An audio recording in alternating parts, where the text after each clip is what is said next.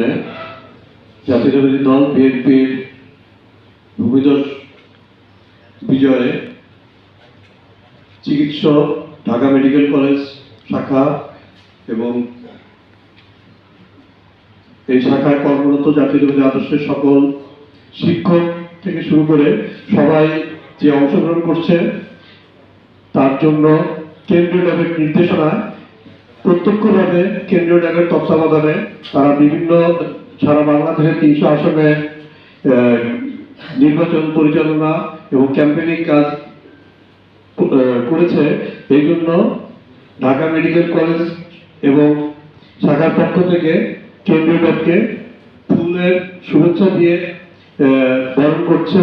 এই জন্য অনুরোধ করতেছি ডাক্তার হাসিবা মুক্তাহা এবং ডাক্তার শাহেদ সিরাজ।